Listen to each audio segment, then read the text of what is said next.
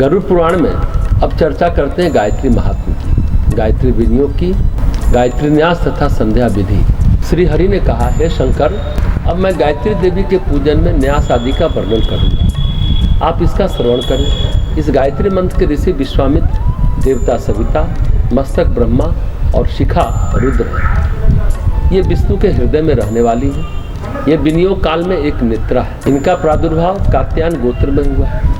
तीनों लोक इनके चरण हैं तथा ये पृथ्वी की कोख में स्थित रहती। गायत्री देवी के स्वरूप को इस प्रकार जानकर गायत्री मंत्र का 12 लाख जप करना चाहिए। इस मंत्र के त्रिपाद तथा चतुष्पाद अर्थात 3 चरण तथा 4 चरण होते हैं। त्रिपाद के प्रत्येक चरण में 8 अक्षर तथा चतुष्पाद के प्रत्येक चरण में 6 अक्षर होते हैं। जप में त्रिपदा और पूजन में चतुष्पदा गायत्री के मंत्र का प्रयोग करने के लिए कहा गया है। जिस गायत्री मंत्र का जप किया जाता है वह त्रिपदा गायत्री कहलाती है।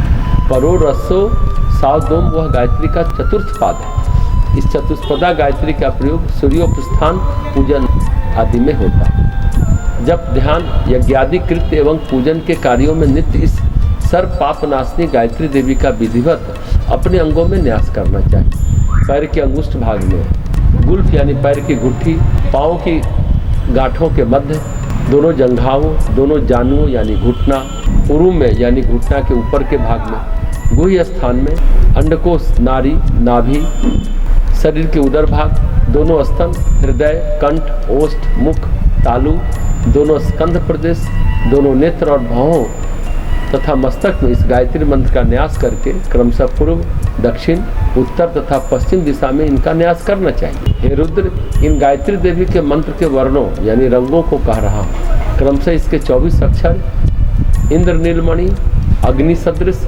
पीत, श्याम, कपिल वर्ण, श्वेत, विद्युत प्रभ, मौक्तिक वर्ण, कृष्ण, रक्त, शुक्ल, पद्मराग तुल्य, शंखवर्ण, पांडुर, आसव के समान, रक्त कृष्ण मिश्रित, सूर्य सदृश सौम्य है। गायत्री देवी के मंत्र का जप करके मनुष्य जिन जिन वस्तुओं को हाथ से स्पर्श करता है और नेत्रों से जिनका अवलोकन करता है वे सभी पवित्र हो जाते हैं। गायत्री से श्रेष्ठ कोई दूसरा मंत्र नहीं है, ऐसा समझना चाहिए।